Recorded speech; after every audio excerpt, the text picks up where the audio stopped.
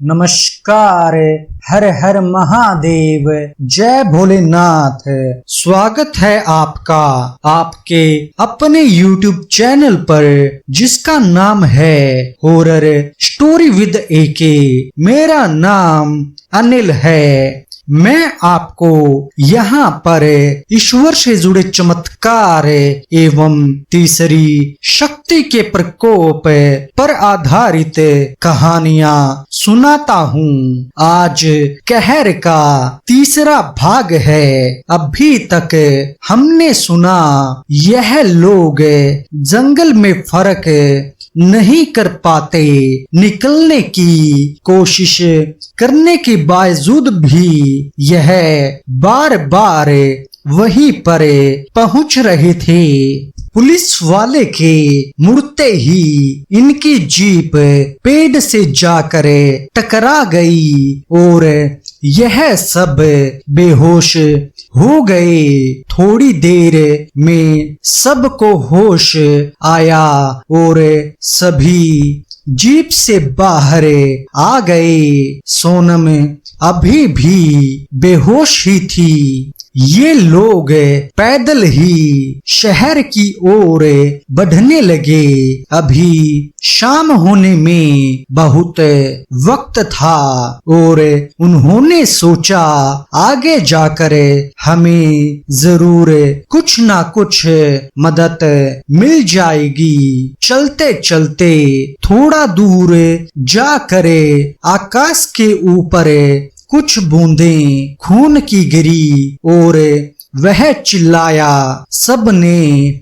ऊपर देखा तो वही पुलिस वाला पेड़ पर बैठा हुआ अपनी टांग खा रहा था। यह सब वह देख नहीं पाए और सड़क की ओर भागने लगे। तेज भागने की वजह से यह लोग जल्दी थक गए और आराम करने की सोची। दूर दूर तक कोई गांव नहीं दिख रहा था। कुछ देर बाद सब दोबारा चलने लगे। तभी इन्हें पीछे से आवाज आई। सबने देखा आकाश नीचे लेटा हुआ है और कह रहा है, तुम सब मुझे छोड़कर कहाँ जा रहे हो? लेकिन अचंभे की बात यह थी, आकाश इनके साथ ही चल रहा था। अब समझ में नहीं आया कि असली आकाश कौन है। इधर यह वाला आकाश भी अपने होश में नहीं था। इसकी भी तबीयत अब बिगड़ने लगी। उधर वह आकाश जमीन पर लेटा हुआ था। सचिन ने सोचा शायद जो जमीन पर लेटा है वही असली आकाश है और वह उसे उठाने के लिए चल दिया। ज्योति ने उसे रोकना चाहा, लेकिन सचिन ने उसकी नहीं सुनी। वहां पहुंचकर जैसे ही वह आकाश को उठाने लगा, वह हवा में गायब हो गया। इन सब की फिर से चीख निकल गई और यह सब भागने लगे। सचिन सबसे पीछे भाग रहा था। भागते भागते यह लोग थक गए और फिर धीरे धीरे चलने लगे। आकाश को समीर और राहुल ने संभाला। चलते चलते इन्होंने 25 किलोमीटर पार कर दिए। इनमें और चलने की हिम्मत नहीं थी। तभी ज्योति को कुछ सुनाई दिया। ज्योति कहती है, मुझे कहीं से मंदिर की घंटे की आवाज आ रही है, शायद आगे कोई मंदिर है। लेकिन तब तक आकाश की सांसें रुक चुकी थी और यह बहुत ही दुखद समय था इन सभी के लिए। सबने आकाश की लाश को वहीं जंगल के किनारे लेटा दिया और उसकी लाश के पास बैठकर रोने लगे। थोड़ी देर बाद राहुल ने कहा, यार हम कब तक यहाँ पर भूखे प्यासे बैठे रहेंगे?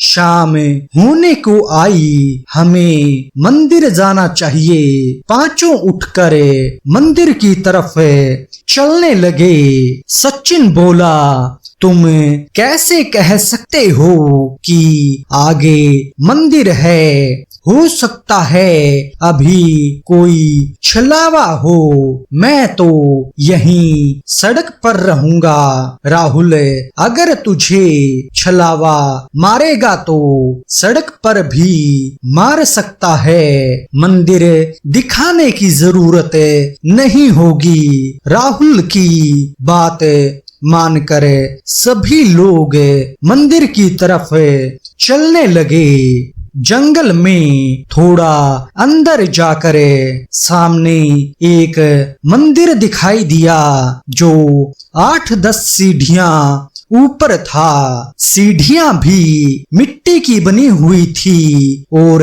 मंदिर भी खुला था। जहां सामने महाकाली की प्रतिमा थी। सचिन, ज्योति और सोनम आगे सीढ़ियों पर चढ़ने लगे। उनके पीछे राहुल भी सीढ़ियों पर चढ़ने लगा, लेकिन समीर सीढ़ियों से नीचे ही खड़ा रहा। राहुल बोला, अबे चलना, क्यों रुक गया? समीर ऐसे ही नीचे मुंह करके खड़ा रहा। राहुल सीढ़ियों से नीचे उतरा और उसका हाथ पकड़कर खींचने लगा, लेकिन समीर टस से मस नहीं हुआ।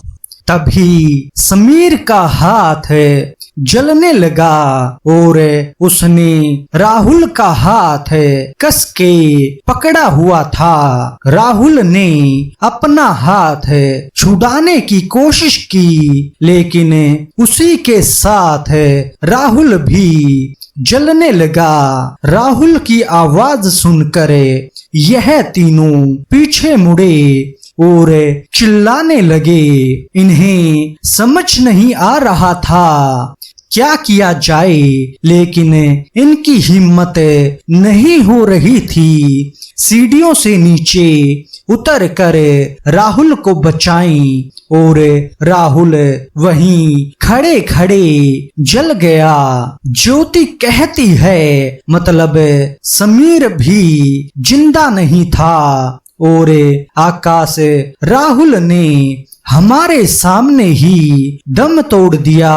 यह तीनों बहुत तेज तेज रोने लगे और मंदिर के अंदर भाग गए। फिर माँ के सामने बैठकर प्रार्थना करने लगे। सचिन बोला, माँ हमें बचा लो, माँ हमें बचा लो। ज्योति कहती है, माँ हमें हमारी गलती भी नहीं पता, हमने किसी का बुरा भी नहीं किया, हमारे साथ यह सब क्यों हो रहा है? माँ अपने बच्चों को बचा लीजिए।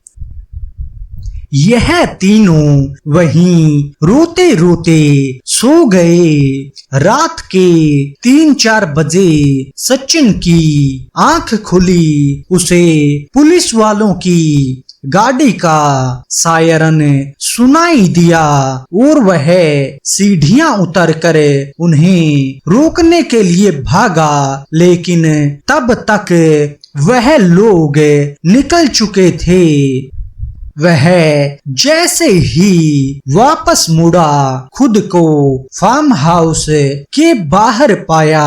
वह ज्योति और सोनम को आवाज देने लगा, लेकिन अब कोई फायदा नहीं था। वो छलावे में फंस चुका था। वहीं पेड़ के किनारे पर बैठकर रोने लगा और कहने लगा, हमने तुम्हारा क्या बिगाड़ा है? तुम यह सब क्यों कर रहे हो? तुमने मेरे दोस्तों को भी मार दिया और मुझे यहाँ ले आए। मुझे भी क्यों जिंदा रखा है? मुझे भी मार डालो। उसे जंगल से हल्की हल्की हंसने की आवाज आ रही थी, जैसे कोई उसी पर हंस रहा हो।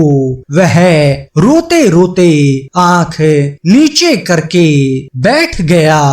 छलावे ने उसे भी अपने वश में कर लिया था। इधर 5 बजे ज्योति की आंख खुली। अभी बाहर अंधेरा ही था। उसने देखा सचिन उनके पास नहीं है और वह परेशान होने लगी। वह समझ चुकी थी कि अब सचिन भी नहीं बचेगा। ज्योति रोते रोते माँ के कदमों में लेट गई। सुबह की पहली किरण मंदिर पर पड़ी। ज्योति सो रही थी। सूरज की किरण त्रिशूल पर पड़ी और त्रिशूल की चमक ज्योति की आंखों पर पड़ी। ज्योति ने जैसे ही आंखें खोली, उसने त्रिशूल को देखा और वह माँ का इशारा समझ गई। उसने वह त्रिशूल उठाया और सोनम को लेकर मंदिर के बाहर आ गई। सोनम ने भी अपने हाथ में माँ की चुन्नी बांध ली थी। मेन सड़क पर आने पर उन्होंने सोचा क्यों न शहर की ओर भागा जाए। 3 घंटे भागने के बाद उन्हें एक गांव दिखाई दिया, लेकिन वह दोनों उस गांव में नहीं जाना चाहती थी, क्योंकि दोनों नहीं जानती थी यह गांव असली है या छलावा। इनके अंदर जो इंसान होंगे वह जिंदा भी होंगे या छलावा ही होंगे। बहुत ज्यादा थकने के कारण वह दोनों बाहर ही बैठकर आराम करने लगी। थोड़ी देर बाद सोनम को दूर से सचिन आते हुए दिखाई दिया। सोनम चिल्लाई, सचिन। ज्योति ने भी सचिन की ओर देखा। ज्योति कहती है, हो सकता है यह कोई छलावा हो। अगर सचिन जिंदा है तो उसे कैसे पता कि हम यहाँ हैं? सोनम कहती है, हो सकता है वह शहर की तरफ ही जा रहा हो। ज्योति ने सचिन को देखकर वह त्रिशूल और कस कर पकड़ लिया, क्योंकि वह अब कोई रिस्क नहीं लेना चाहती थी। सचिन, तुम दोनों को मैं मंदिर में ढूंढ रहा था। ज्योति कहती है, तुम सुबह 4 बजे से कहाँ गायब हो? सचिन, मुझे प्यास लग रही थी, मैं पानी ढूंढने गया था।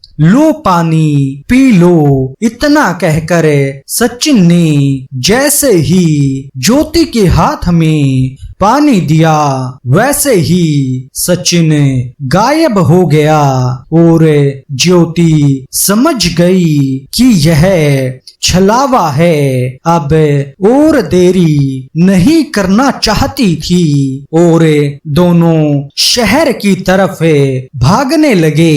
ज्योति ने त्रिशूल नहीं छोड़ा और सोनम ने ज्योति का हाथ नहीं छोड़ा। 8 बजे से शाम के 6 बज चुके थे और अब यह दोनों शहर की रोशनी में पहुंच गई थी।